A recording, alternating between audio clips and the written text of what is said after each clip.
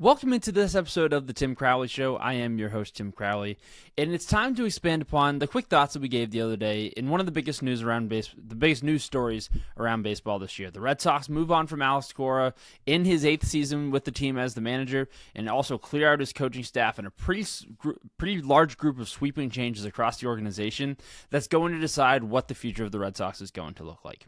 In the meantime, Chad Tracy, the Worcester manager who had been in AAA over the last couple of years for the Red Sox, he is up in Boston as the interim manager now. Still putting together his staff. Jose Flores announced this morning, it sounds like, for a couple of reports, is going to be the bench coach.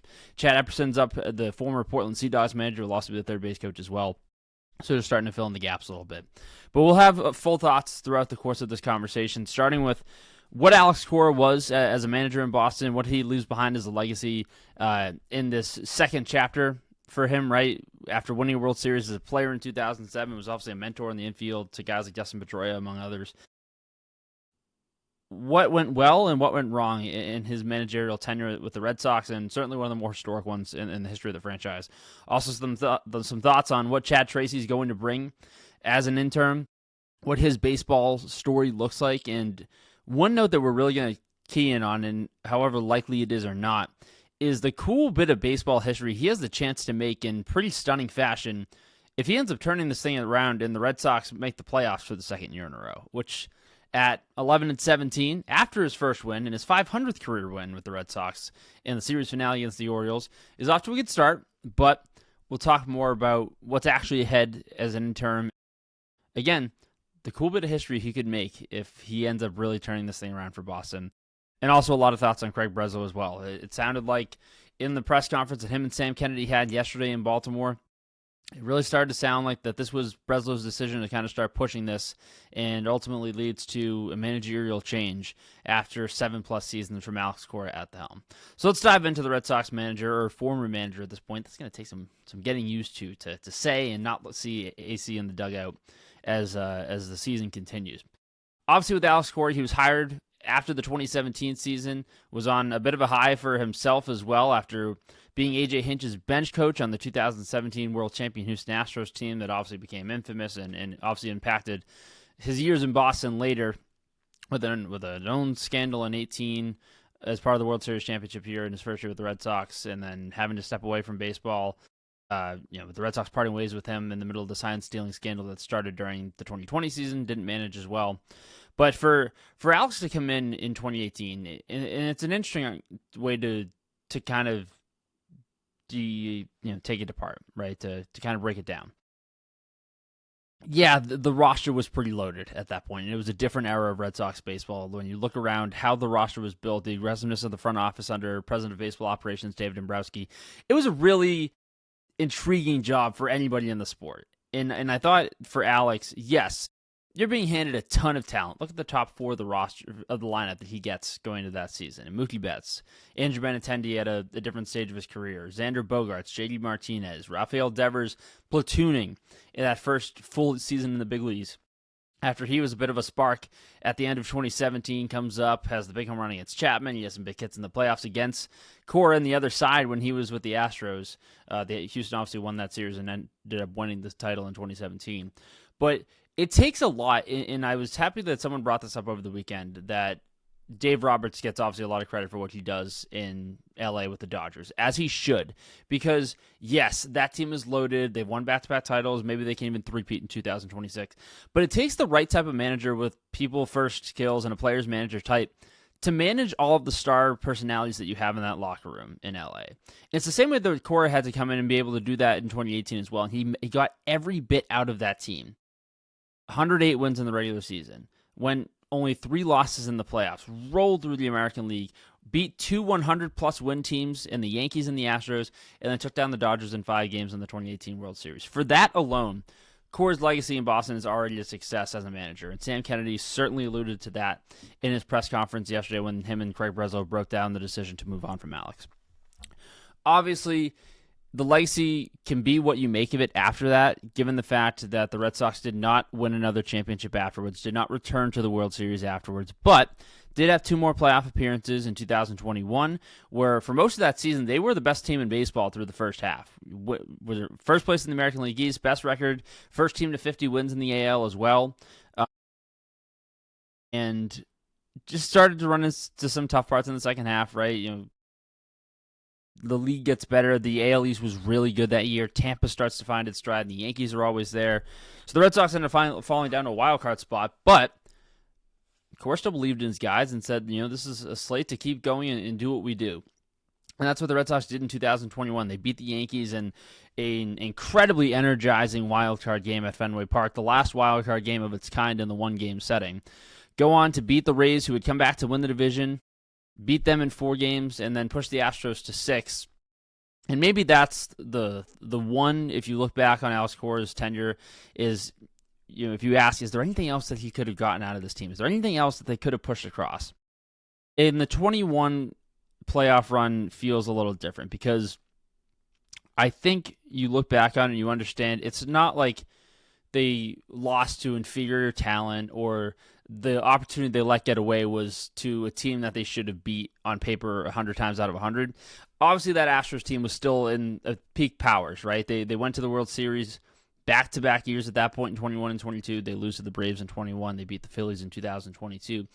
But the Red Sox were right there, and they had all the momentum and multiple points of the series. Lose game 1, come back, put on an absolute beatdown with a couple of grand slams in game 2. Kyle Schwarber hits another grand slam in game 3. They beat the brakes off the Astros in game 3. Game 4 starts. Xander Bogaerts hits a massive 2-run home run off Zach Greinke in the first inning. They're up 2-0, and the bats just could not be stopped until they were, and that was kind of the end of a lot of the momentum offensively for the rest of the series across the last part of game 4, game 5, and game 6. People make what they do about the Nathan Eovaldi pitch to Jason Castro and Laz Diaz's call in the 9th inning that could have sent the Red Sox with a chance to walk off, tied at 2. There's so much that obviously goes into that series, but that's really the only what-if that I leave Alex Cora's tenure with, is the 21 season. They had a chance to really embrace an incredible postseason and do it as underdogs. And again, beat the American League East champions in Tampa and knock off Houston, who had been the class of the American League for so many years. And when they got there, being their 3rd of 4 World Series appearances in a 5 or 6 year stretch, and being on the cusp so many times too, almost making similar Red Sox history in 2020. The Astros did, nearly coming back from 3-0 against the Rays, but obviously Tampa Bay wins Game 7 in that weird playoff run that took place in San Diego. But story for another day. Totality for Alex Cora as a Red Sox manager, 3rd all-time in team history for wins, ended up finishing with 621. Obviously a lot aided by 108 in 2018, no doubt, but still a really successful tenure. In 7 full seasons, had a winning record in 4 of them, 2018, 2019, 21, and 25. 3 of those years end up with playoff runs in 18, 21, and 25. And in the postseason, the Red Sox finished 18-10 under Alex Cora. So there's a lot of winning there to be happy about. It's also understandable to look at the other side and see shortcomings. 3 consecutive playoff misses from 2022 to 2024, and within those were some startling trends. The Red Sox were the worst defensive team, for quite a big stretch of that. They led the American League in errors in 2024 and 2025. They were also the second most in 2023. And there are also times offensively where the identity started to be worrisome, even as the offensive personnel and the lineups looked so different for so many years. When you had so many one-year guys like Tyler O'Neill and Adam Duvall, and then Mixie and Alex Verdugo in the outfield for a few years. And that's the rise of getting more time for Cedar Rafaela, and then Roman Anthony coming up at the end of next year, or at the end of last year, excuse me. So those are the 2 trends that, when you look at the bad times of the Alex Cora Red Sox, were concerning. Where someone who, as a player, and Cora talked about this a lot throughout his time, being a defensive-minded first infielder. He certainly did not make his money as a player with his bat, and he'll be the first to tell you that. But that is what was concerning. Was he talked about it after 23, it felt like they really needed to get back to coaching and getting back to fundamentals and being out here working early with these guys. And no doubt they were, but the results weren't there to back that up. As we mentioned, they led the league in errors for 2 consecutive seasons. We're not off to a great start in that in 2026 either, especially which was concerning after the whole offseason pivot to run prevention and pitching and defense, trying to win games when the lineup just didn't have enough thump. And obviously that in 2026, which we'll get to in a minute, a big part of why a change was ultimately needed because the team wasn't producing and not scoring enough runs, but that we'll get to. Those were the two trends that I think were concerning the most in terms of if you want to look at the negatives of the tenure, or the poor defense. And while not all the time, not as consistent as the defensive struggles, this team ran into a lot of issues with runners in scoring position. It felt like it limited the potential of the offense for quite some time. Earlier on, like the turn to the bad side of this era after 2021, it wasn't as glaring. The Red Sox were still like top 10, middle of the pack in average and OPS with runners in scoring position around that time. But then it started to kind of taper off in 2024 and 2025, even when they made the playoffs last year. Went through a run where they had the most strikeouts in the league last year with runners in scoring position. They had the second most in 2024, the fourth most in 2022. So the inability to consistently overcome those two hurdles, that consistently hurt the Red Sox throughout a lot of Cora's tenure. Failure to consistently hit with runners in scoring position at times, and across the board, defensive struggles all over the place. Now you can make both sides of this as well. And this kind of is what also becomes a lot of Alex Cora's story here.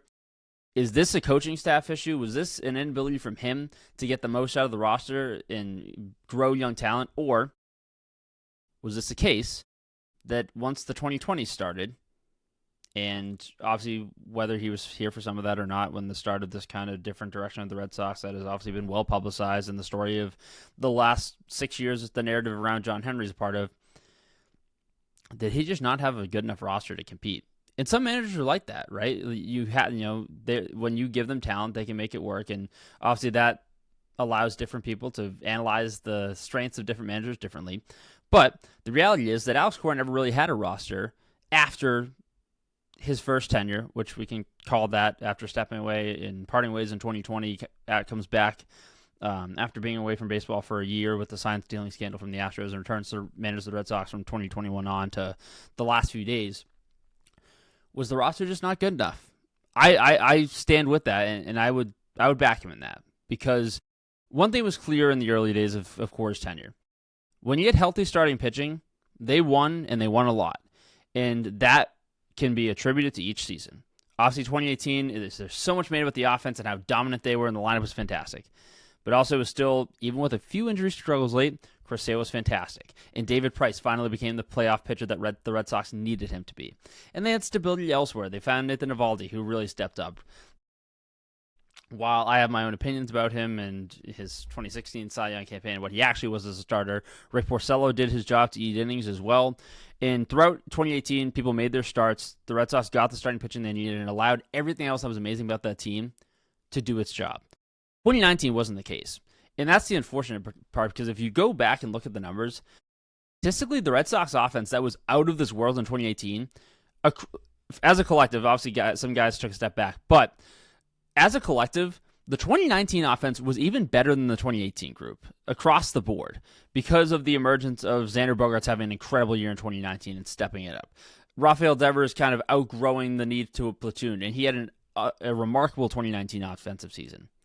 But why'd they only win 84 games and miss the playoffs? The Red Sox just didn't have healthy starting pitching throughout the course of that year. Chris Sale missed time. David Price missed time. Nathan Eovaldi, you could tell, just wasn't himself in 2019 as well. And it was a lot of Brian Johnson and Hector Velasquez starts that had to keep coming back. And then the bullpen obviously being completely unavailable, inconsistent, unproductive, but also just the arms that shouldn't have been in leverage spots. Craig Kimbrell did not come back after 2018. The Red Sox really didn't address the closer role the way they should have. And so it was a lot of changing arms, not arms to the level of what the Red Sox needed that roster to be. And they struggled, and they paid the price for it. And they won 84 games and missed the playoffs in a year where they really should have been able to go back and make a serious run at repeating. The same way the 2007 and 2008 teams were. Obviously, 08 fell a little short in the ALCS, but there's no reason that the 2019 team shouldn't, except for that. Didn't have starting pitching, didn't have healthy starting pitching. That's different because, again, there was a lot more to the roster back in 2018 and 2019. And even 21, obviously it was the first real team that Chaim Bloom got to put together outside of the weird COVID year, and obviously I think a lot of Red Sox fans forget about that. But 21, for the most part, had healthy starting pitching. Got Chris Sale back late, but for the most part of the season, Nathan Eovaldi carried the rotation. Guys stepped up. When they pitched, they went to the playoffs. 18 and 21, when you look at the best years of Alex Cora's teams, if they had healthy starting pitching, they won. And that really wasn't the case as a part of the spiraling and the unraveling of 22 and 23 and 24. There was never healthy starting pitching in Boston. And I'm sorry if people are starting to view this conversation in 15 minutes in of if this is just an excuse party for Alex Cora. It's not, because I think we already addressed the overarching concerns of the tenure of where things went awry with the defense and an inability to consistently have the lineup hit with runners in scoring position. But with that said, those pillars were a real problem for the 3-year stretch that the Red Sox missed the playoffs and had 2 last-place finishes in that. They didn't have healthy starting pitching. Chris Sale was never healthy in 22 and 23 consistently. And then you can make what it's worth about the Vaughn Grissom Chris Sale trade, which we're going to get into when we talk about Craig Breslow in just a little bit. But you didn't have that. Alex Cora didn't have. And the lineup obviously started to change as Xander Bogaerts leaves in free agency. And Trevor Story took a couple of years to kind of find his own and try to be healthy and be the player that he was when he was an all-star in Colorado. So for Cora, it was tough because I think those 3 years, was the roster good enough? I don't think it was. 2022, maybe for a little bit, but change obviously came at the trade deadline under Chaim Bloom, and that was the kind of the first writing on the wall for Bloom's kind of weird ending to his tenure in Boston. And should he have gotten more time to see his vision? That's a whole different conversation as well. For Cora, obviously, when he did get support again on the roster, and it took time, it took 3 years, but he finally got that in 2025. Was it perfect? No, it wasn't. They did not win 90 games in the regular season last year. They struggled. It was still a fight to the finish to even get a playoff spot last year. But when he did get a top-line starter for the first time in a long time, and Garrett Crochet was the runner-up as a Cy Young candidate last year, and you had a real closer for the first time in a while with Aroldis Chapman, and you had the guy that he wanted for years, and had the guy that he wanted to stabilize the clubhouse and be an offensive threat as a right-handed hitter at Fenway Park. When you got Alex Bregman, Alex Cora got the chance to kind of be that manager that Boston needed again. And could work with the roster and manage the personalities and do what he needed to do and plug the right holes within the game and push the right buttons. He got to be the best version of himself. And even if it wasn't a year that was perfect or to the same level that 21 and 18 were, he did enough and had the chance to do enough to at least get them in. Obviously, that was not the expectation or the desired finish result, especially in his final Red Sox playoff run ending at the hands of the Yankees. How much you care about that or how much people do care about that still in 2025 compared to 20 years ago or even in 2018 when the rivalry was a little bit hotter, obviously up for debate. But this is what I was shown from the 7+ years of Cora. When the roster was good enough, he took care of business. And that's where you can kind of start to lead this conversation as well. Where, obviously, I think it's pretty clear that him and Craig Breslow had times where the relationship worked well, but there were clear differences on roster construction. Even as Cora got a little bit more say kind of towards the end of the tenure about that, because it certainly seemed like, from reports that Cora did have a little bit more to say. I think if Boston wanted to switch up voices, because Cora has been here for a while, and there are times where great managers just have a shelf life that runs out and the voice is not hitting to the clubhouse anymore. That happens. That's not an indictment on the manager. That's the reality of baseball, because it's happened to so many great managers throughout the course of the game for decades. So if that's the direction the Red Sox want to present this over the next few weeks as the narrative grows about why this decision came and why Alex Cora is no longer the manager of the Red Sox, if that's the reasoning, fine. But you're not going to find in the immediate a better manager around the game, because I still think Alex Cora is a top 5 manager in baseball, and it's going to be shown pretty quickly if he wants to manage again. And I think that's going to be interesting the next few weeks too, because Cora signed an extension in the middle of 2024 that was going to take him through the end of the 2027 season. Reportedly back then, the Red Sox offered him 5 years. He wanted 3. The contract was 3. And why was that? Cora's talked about at length that as his kids grow older, his boys are getting older now and getting into their sports, and obviously he has a responsibility to them and his family. And Cora's always talked about that the first team that was always a priority for him was the Cora Feliciano family, and the Red Sox were obviously there, but the family comes first. And so for him, he had discussed for a long time that I don't want to be Tony La Russa and managing into my 70s and be here forever. He still loves the game and he loves the grind of what it takes to be a manager, but there was writing on the wall for years that eventually Cora was going to stop, probably ahead of when he could have, right? Like he didn't want to be managing into his 70s. There was going to be a time where he was going to cut this off anyways. So for him, that's where I see this getting really interesting the next few weeks, because there are other teams in big markets that could have managers on the hot seat, including Philadelphia, where I think there's been smoke to the Phillies back to 2024 before Cora signed an extension of, okay, if he does leave, what markets make sense? And in Philly made sense. It feels like it makes sense because there are personalities in a big market that I feel like Cora could thrive with. That roster needs work too, but he would be reunited with Dave Dombrowski, who he worked with at the peak of his Red Sox tenure. So that gets interesting, but it also comes back to how much longer does Cora want to do this? And does this decision maybe alter what he had ahead in terms of his managerial timeline? That, I think, gets super interesting. But ultimately, for now, in 2026, no, the team was not performing up to standard. Yes, there were real problems with the roster. Yes, there were real problems with the style of play that was happening. Yes, there were a lot of young mistakes with young players that had been continuing for a few years, and you can add that to the list of concerns with the defense and the lineup producing consistently with runners in the score position, as we talked about. But ultimately, did Cora deserve to get fired? Let's make this the headline. Did Alex Cora deserve to get fired? I do not think he did. I really don't.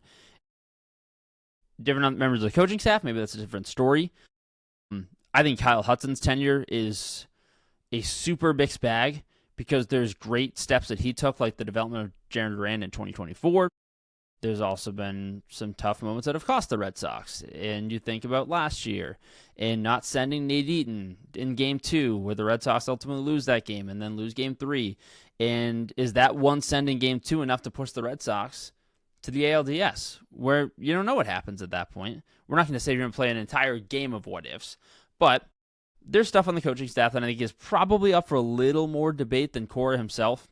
And I was happy that was a question that got asked, where I believe it was from Chris Catillo of Mass Live yesterday, was, did Cora have the chance to stay on as manager, but with some coaching staff changes? I think that's a totally fair conversation to have. But ultimately, end of the day, did Alex Cora deserve to get fired? I don't think he did, because he did not get the roster support that he needed to throughout the consistency of his tenure. Did he have it early on? Yes. And when he had it, his teams won in 18 and 21. He was 2 games away from a World Series in 2021. He won a championship in his first year in 2018. That's where we'll pivot to Craig Breslow here. And I think this is where this conversation gets super, super important, is you feel for Breslow in the sense of when he was hired after 2023, that it's not always common or favorable to the guy that's coming in to have a sitting manager in, especially one that had as much respect and organizational impact and the ear of ownership the way that Alex Cora did. That's obviously hard, and you do give Craig Breslow a little bit of, not sympathy, but understanding for a tough situation to walk into. However, there's good that Craig Breslow has brought in his role, because if people did seriously question the conviction and the ability to make big moves and convicting moves, and people had those questions about Chaim Bloom, Breslow did eventually earn that. He got the Crochet deal across, and Cora was the first one to give him credit throughout 2025. He brought 3 All-Stars in the course of the 25 in the course of the offseason entering 2025. The 3 Red Sox All-Star selections last year were all Craig Breslow acquisitions. Garrett Crochet, Alex Bregman, however much credit you want to give to Breslow is a whole different conversation about Alex Bregman, because it seemed like that was managerially driven. And Aroldis Chapman coming in and having a career redefining season at age 37. All wins for Breslow. There's also a lot on the other side of that hurt Alex Cora's tenure, and also may be part of the reason that Alex Cora is no longer here. And the list goes on.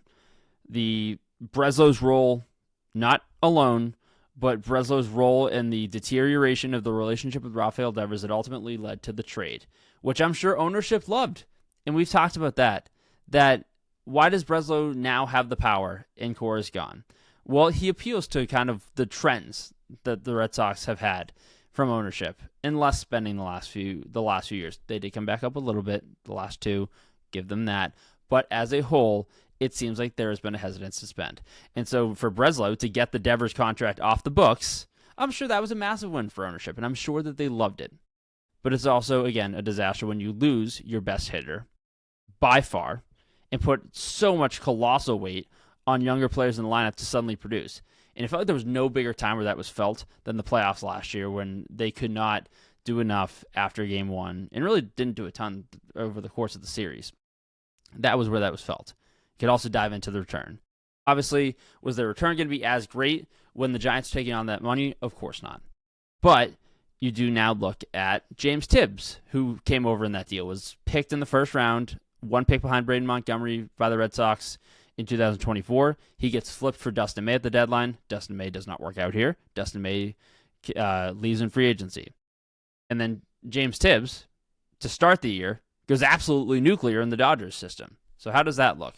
You can play this game a few different times, not to mention just the trade deadline in general the last 2 years, extremely underwhelming for the Red Sox, and the ability to not make a significant enough move. Because there were moves made, sure, there was the Steven Matz acquisition last year, the Dustin May acquisition we just talked about, and in 2024, when the bullpen needed extreme help to hold on and try to stay in the playoff race, it was minor moves for guys that really just didn't make enough of an impact. And you think of the Garcia trade to the Angels, where Breslow sends 4 guys that were the Rule 5 eligible next winter. We're probably not going to say our news. Oh, we'll just get this, and we get at least an arm in here. And that was kind of like the narrative of 24 and 25 in my mind. Is there were moves made, but not significant enough. So when you hear Alex Cora talk about the roster's the roster, we have to maximize the roster. That's where this comes back to. The roster just wasn't good enough. So there's been a lot of detail that I've given you. There's been a lot of perspective that I've given you on this. And now that Alex Cora is out, did he deserve to be fired? No, he did not. Because the roster just wasn't good enough. That was the case under Chaim Bloom in 2020, the end of 22 and 23. It's been the case with Craig Breslow since, even with the steps they took to at least get a top-line ace, which they do have, in Garrett Crochet, and develop the top prospect in baseball, that Bloom drafted, by the way, in Roman Anthony, and have the supporting pieces throughout the farm system. Even with those steps, it's still not good enough. And for the Red Sox to be in this position, it's a really bad look, because there isn't an excuse to not get the roster to the level it needs to be in this market.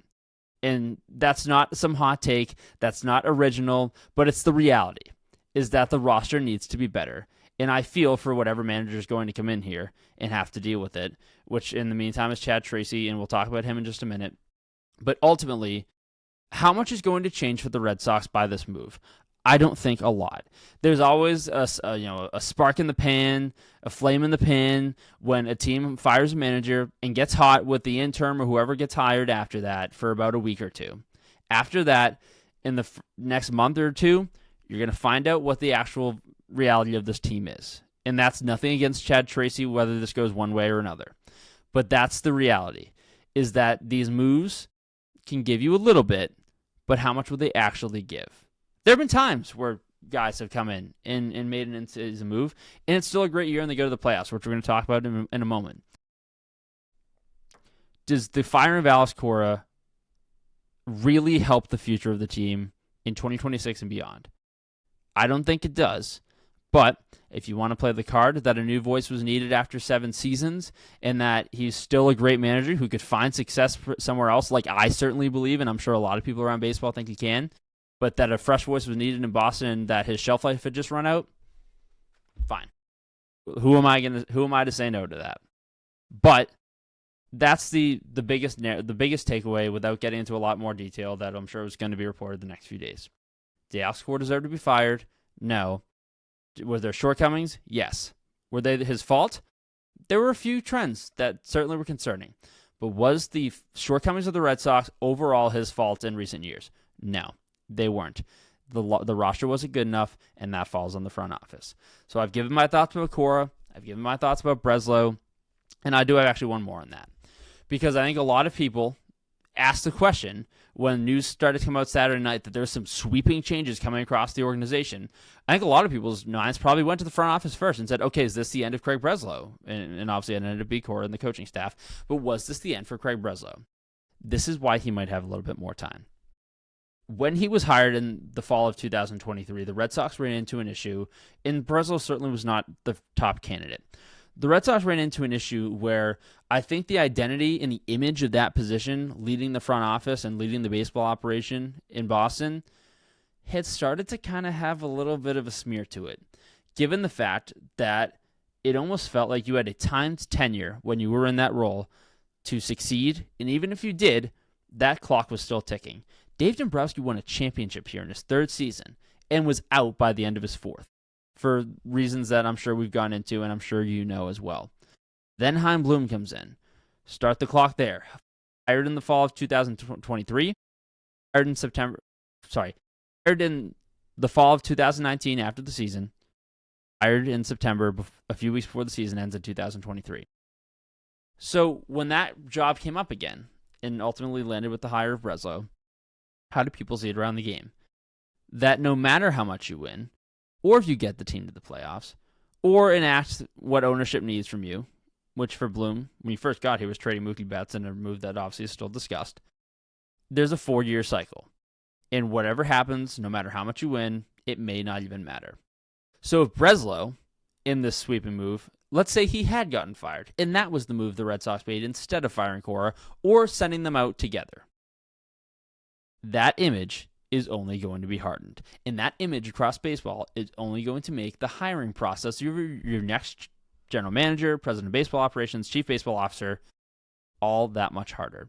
And the Red Sox still may need to make that move at some point. Maybe it's the end of the season if Boston doesn't turn this around and misses the playoffs again and can be more than halfway into this decade of the 2020s with just 2 playoff appearances to show for it and no trips to the World Series. Maybe the decision comes then, and maybe Breslow's out of a job after 3 full seasons. It's going to be a really hard process for the Red Sox again. They have to find the right person to lead this because, again, if you take nothing else from this conversation, understand this. The roster just has not been good enough for several years, even with a few playoff appearances in between there. They have to find the right person, but man, they have forced themselves into this position. We're hiring that position and gaining the trust of whoever they do hire around the industry to even get candidates in. They force this upon themselves, and it's going to be really hard to do that. So maybe that's why they wanted to give Breslow one final shot at having everything at his control, not having Cora there where maybe there were clashes before or differences of roster building. Maybe this is his last shot because for the roster to get better, he has to do it, or the Red Sox are going to struggle to find somebody else to, and it's a self-inflicted position. That's the thoughts on Cora. That's the thoughts on Breslow. Let's talk about Chad Tracy coming in because ultimately he's in an interesting position and not a common one where there's a AAA call-up for a manager, but here he is. And let's start with the positives.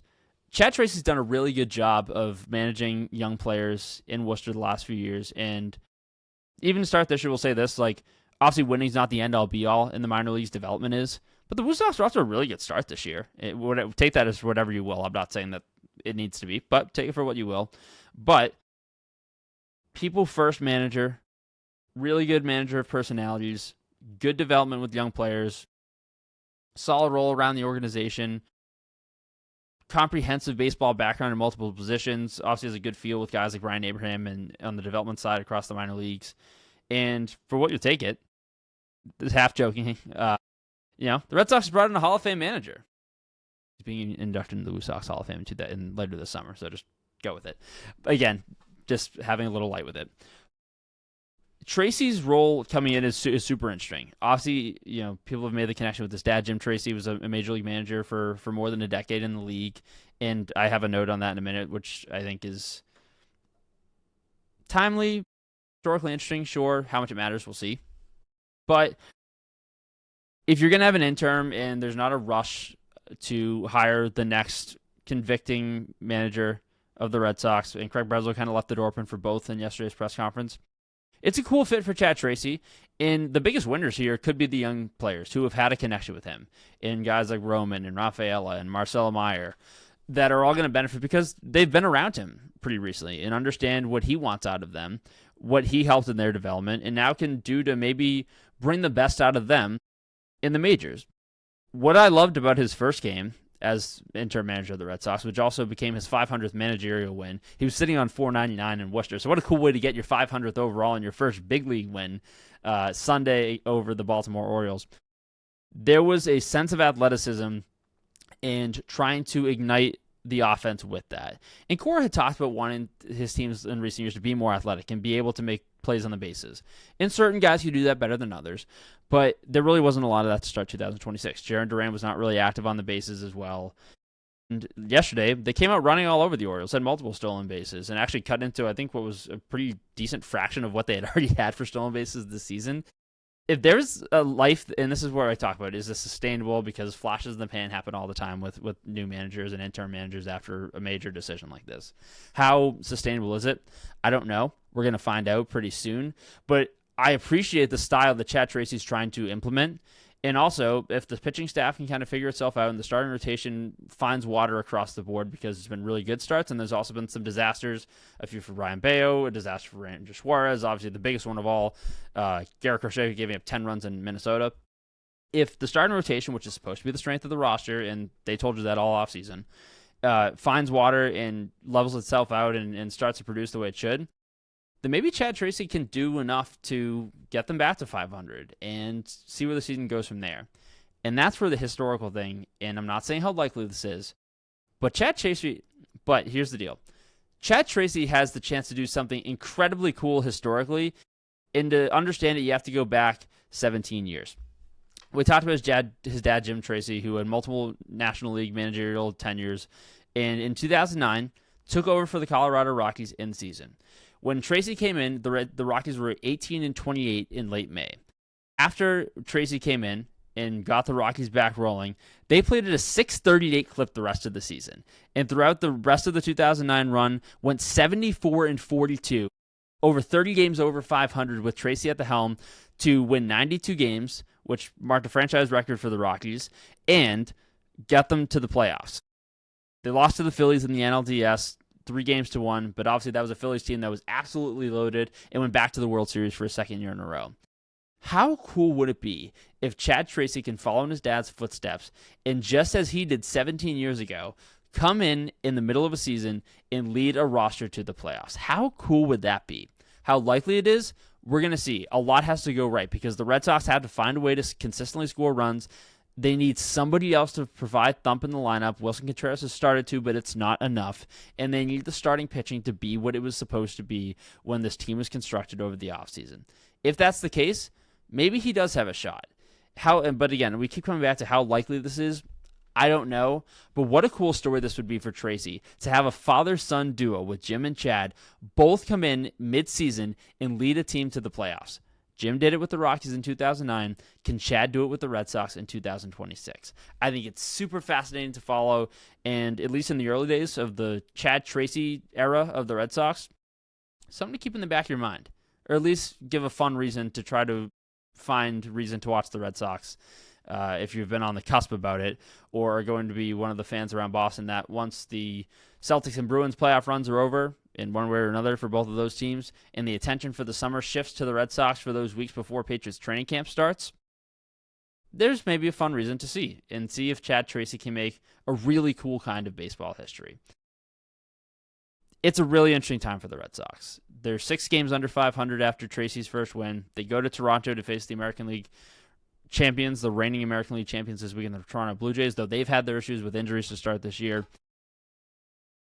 Craig Breslow was really imminent yesterday in talking about the need to make this move earlier rather than later, knowing that now after yesterday, 134 games left in the season. That's still a massive, massive chunk in the majority of the season, you could say.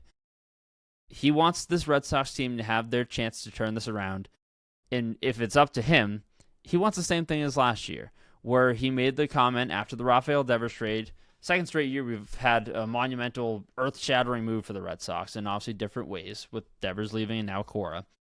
But remember what Craig Breslow said at the at his first availability after the trade last year, where he felt that for whatever reason, maybe the Red Sox win more games than they otherwise would have. I wonder if that's on his mind again, because that's the message that he's trying to send by making this move with this much time left in the season. The same way he said with Devers during the June trade last year, that there's still a lot of time this season for the Red Sox to find their way. It's still April. That has to be his message again if Breslow is going to try to find his best form and get the roster where it needs to be the rest of the season, with what is available and what he can actually do in season to get this team to the playoffs for the second year in a row, which hasn't been done since 2017 and 2018 with two different managers, I'll give you, with John Farrell in 2017 and the first year of Cora in 18. Whether that matters, I don't know. It's just a connection that came to my head. The state of the Red Sox is a very interesting one, and what we have ahead with a new manager and maybe still some front office uncertainty and a lot of uncertainty around this team and a team that's underperformed. Well, let's see what the Red Sox are made of in 2026, because it's certainly going to push the priorities for what would lie ahead afterwards. Thanks so much for tuning into this conversation. We'll see what the Red Sox have ahead, and plenty of coverage coming your way throughout the course of the baseball season, among several topics we'll always talk about on the Tim Crowley Show. I am Tim Crowley. Thanks so much for tuning in, and we'll catch you next time.